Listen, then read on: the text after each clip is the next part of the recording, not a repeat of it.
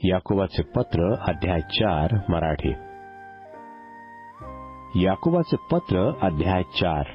याकोबाचे पत्र अध्याय 4. पक्षकलहाबाबत सूचना. पक्षकलहाबाबत सूचना. तुम्हामध्ये लढाया व भांडणे कोठून उत्पन्न होतात? तुमच्या अवयवात ज्या वासना लढाई करतात त्यापासून की नाही? तुम्ही लोभ धरता तरी तुम्हास प्राप्त होत नाही.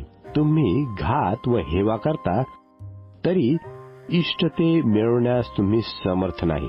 तुम्ही भांडता व लढता, तुम्ही मागत नाही, यामुळे तुम्हाला प्राप्त होत नाही. तुम्ही मागता परंतु तुम्हास मिळत नाही, कारण तुम्ही अयोग्य प्रकारे मागता, म्हणजे तुमच्या चैनीकरता खर्चावे म्हणून मागता. अहो व्यभिचारिणो, जगाची मैत्री ही परमेश्वराबरोबर वैर आहे हे तुम्हास ठाऊक नाही काय? जो कोणी जगाचा मित्र होण्यास पाहतो तो परमेश्वराचा वैरी ठरला आहे. जो आत्मा त्याने आपल्या ठाई ठेवला तो परप्रेमाची ईर्ष्या धरतो.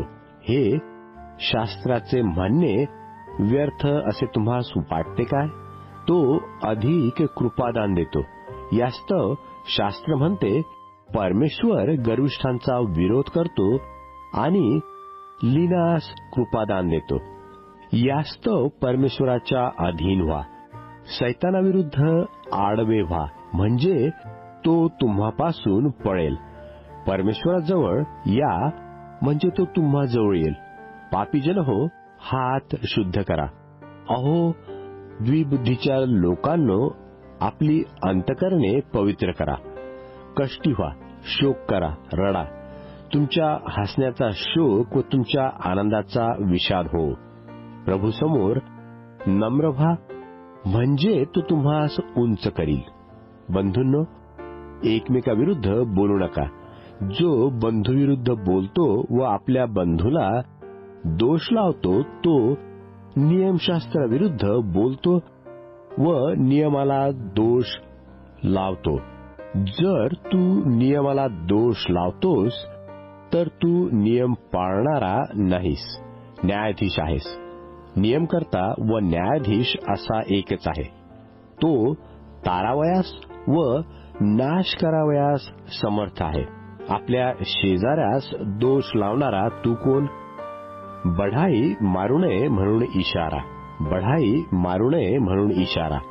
आहा, जे तुम्ही म्हणता की आपण आज उद्या अमुक शहरी जाऊ, तेथे 1 वर्ष घालू आणि व्यापार करून पैसा मिळवू, त्या तुम्हाला उद्याचे समजत नाही. तुमचे आयुष्य काय आहे? तुम्ही वाफ आहात, ती थोडा वेळ दिसते आणि मग नाहीशी होते.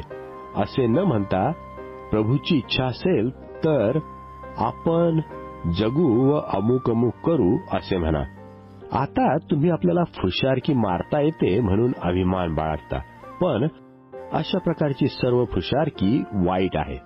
चांगले करणे कळत असून जो त्याप्रमाणे वागत नाही त्याला ते पाप आहे.